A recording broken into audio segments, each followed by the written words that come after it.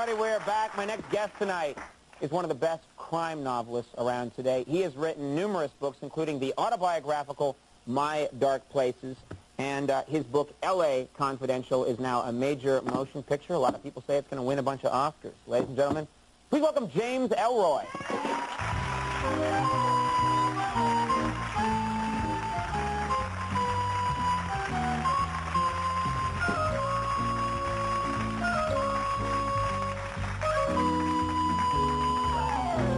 Okay, great.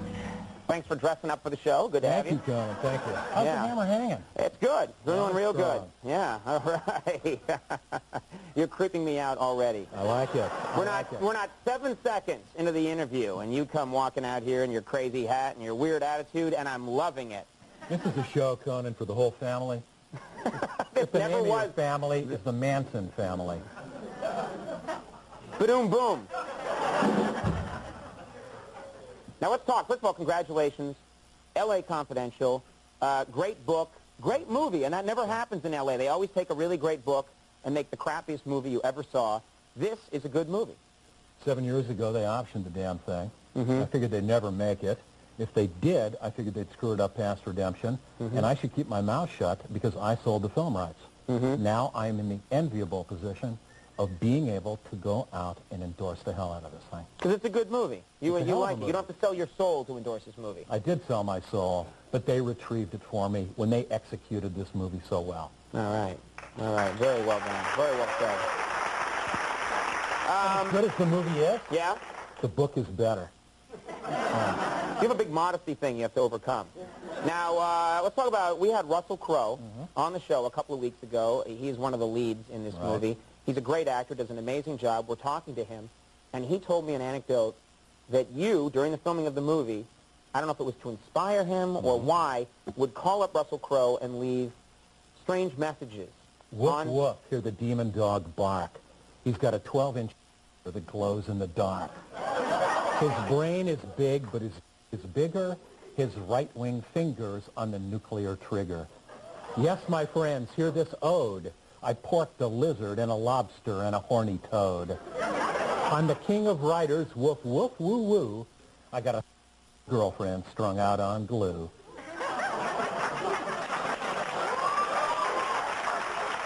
Russell Crowe. You realize, by the way, that tonight when people watch the show, that's going to be one long beep. It's going to be like, yeah, I'll tell you what it is.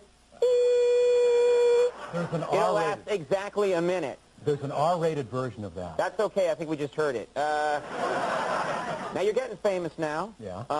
And, of course, your fame has been growing in stages, but now with a movie that will probably rack up some Oscars behind you. Are you getting groupies? I have women chasing me left, right, and center. And this is before they hear the creepy poem, right? 7, 8 years ago, before I met my wife, I would have welcomed this, but I'm totally devoted to my wife. And my wife has a way of dealing with these women. She puts the hex of the cougar woman on them, the flying paws of death. And each and every one of these women who wants to jump my bones immediately turns into a dyke. You know? Whenever I talk to you, it always feels like I've picked up an obscene phone call. You know? I'm always talking to you, and unlike any other interview, I'm asking normal questions, and you're going, that's right, baby, the demon dog cow, ah, and I always feel like, have I kept him on long enough to trace the call? We've got to find this guy. People have attributed the recent rise in the lesbian population to Ellen DeGeneres' heroic coming out of the closet. Wrong. No, no, no, no, no, and no. It's the hex of the cougar woman.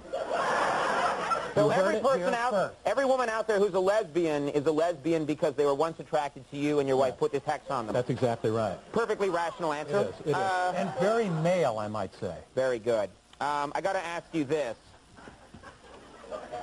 It's just too good. I got to ask you this. I noticed that on the back of your book, American Tabloid, which is one of my... Time Magazine's Novel of the Year, 1995.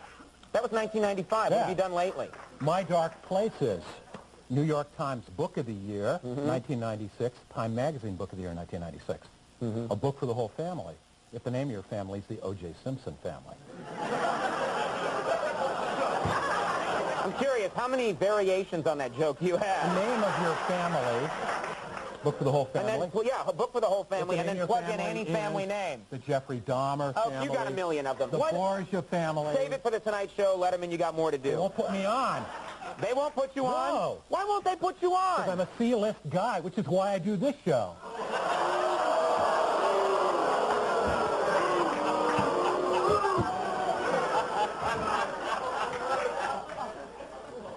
I have supported you Go ahead. for 3 years. 3.5, Donna. 3.5. Every time you have a novel out, I put you on the show and talk to you. Yeah. You come out here, you talk like a freak. You act like a freak. Yeah. You wear the crazy hat, which is definitely first year of MASH. And all I do is support you, and you come out and you expose this show for the C-list show that it is. You have the quality demographic.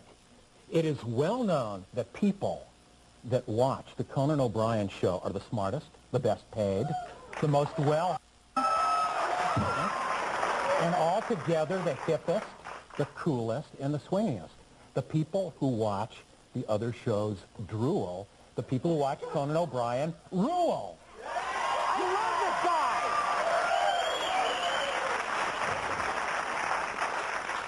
You are the greatest man who ever lived, in my opinion. My Dark Places, which I've read all your books. The only Who else guy, reads the books? the only guy I that read the reads books because I have nothing better to do. My Dark Places in L.A. Confidential in bookstores now. You're welcome back anytime. My pleasure. Talk to Wardrobe next time before you come out. You know what this thing's made out of? What's it made of? The top-dyed pubic hair of one breed of yak indigenous to one mountain in the Himalayas. $87,000 retail. You know what I love? I didn't learn my lesson. You asked me, you know where this sweater's made? And I said, where? That's the best part. Thinking he's going to say, I don't know. I think Scotland. But it feels good. All right, James Ellroy, it's always one of the more compelling interviews in television. Thanks so much for coming back. Don't bite. We'll take a break. Stick around.